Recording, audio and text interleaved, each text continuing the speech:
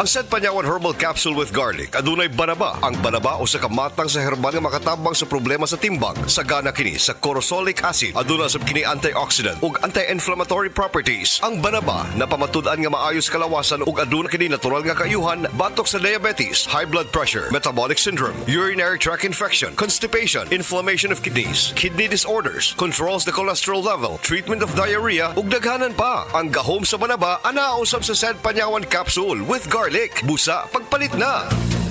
Pag walay hawuy, walay sablay sa pagbuhat og muebles.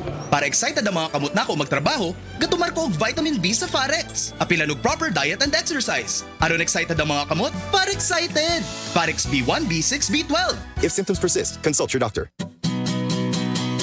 Kaping may tamang pait at swabing lasa ba? Sed Panyawan Coffee na! Sed Panyawan Coffee! Nandito na ang kaping may taglay na tulong sa ating katawan. Mayroon itong panyawan herb na napatunayang mabisa sa pagtulong upang katawan ay mapalusog. Meron din itong mangosteen na napatunayang nakapagpapasila ng ating enerhiya. Kaya ano pa hinihintay mo? Higop na para sa mas magandang kalusugan. Sed Panyawan Coffee na! Tamang pait, tamang lasa.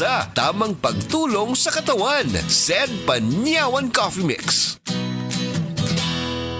Problema sa fatty liver? Mag DTX 500. Ang DTX 500 aduna kini mo Mordica Charantia compound gikan sa palya nga nagahatag og proteksyon batok sa liver failure. Ang pingi ang imo atay. Mag DTX 500 adlaw-adlaw. DTX 500 mapalit sa mga butika. DTX 500. Ako si Makoy taga San Carlos, ga yelo akong lawas tungod sa problema nako sa akong atay. Pagkadungog nako sa radyo ang DTX 500. Ako dayon gibanatan og inom duha sa buntag, duha sa gabi. 2 weeks pa lang may alibyo na. Pag 1 month kape naayo na ako. DTX 500 mapalit sa mga butika. Oras, hatod ka na to sa Camel Soy Sauce. Usa na usab ka paragis bila-bila herbal coffee user ang satisfied sa atong produkto mga kaparagis. Ako si Celestina Semblante, 65 years old, nagpuyo sa Tulingon Mainit, Surigao del Norte. Kaning bila-bila nga kafe, ganahan manggug ko kay hayahay ang lawas, unya mawa imong kabuhi. Mag-inom ka ani kada buntag, gana gyud kay imong paminaw sa imong lawas. Kontento to ko kayo, basta kay kada buntag makainom gyud ko ani. Kini ginama